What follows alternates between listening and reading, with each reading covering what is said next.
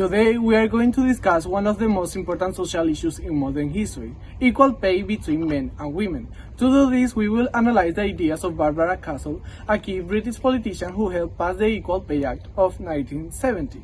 However, not everyone agreed with her at the time.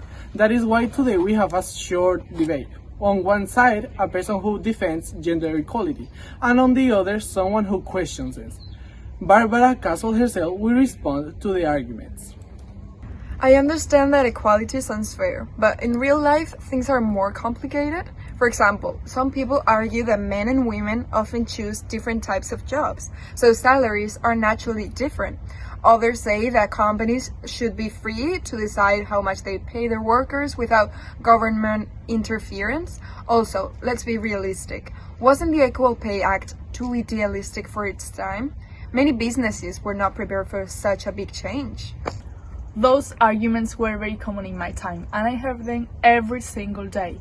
But let me make something very clear. Equal work deserves equal pay. It is not a question of economics only, it is a question of justice and human dignity.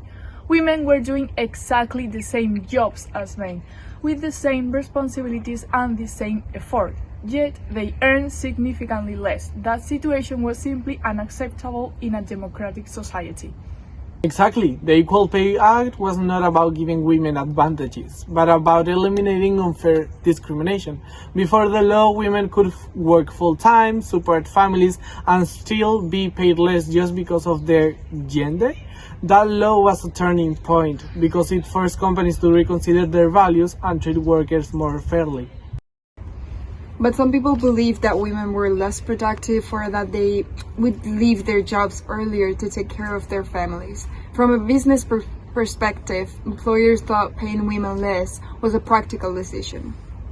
That idea was based on prejudice, not facts. Women were perfectly capable of being just as productive, responsible, and professional as men. The problem was not ability, it was opportunity. Furthermore, many women had no choice but to work. They were supporting households, raising children alone, or helping their families survive. Paying them less only deepens social injustice. Even today, more than 50 years later, the gender pay gap has not completely disappeared. That shows how necessary your work was and still is. Your law opened the door for future movements and legal protections for women in the workplace. But did the Equal Pay Act really solve the problem? Some critics say it was more symbolic than effective. Inequality still exists. So was it truly a success? No single law can change society overnight. However, the Equal Pay Act sends a very powerful message. Discrimination is not acceptable under the law. It gave women the legal tools to fight for their rights, and it forced institutions to start changing their mentality. Progress is always slow, but without that first step, nothing else would have followed.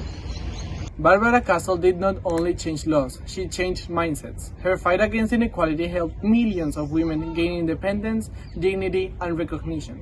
Even today, her legacy reminds us that real equality is something we must continue to defend.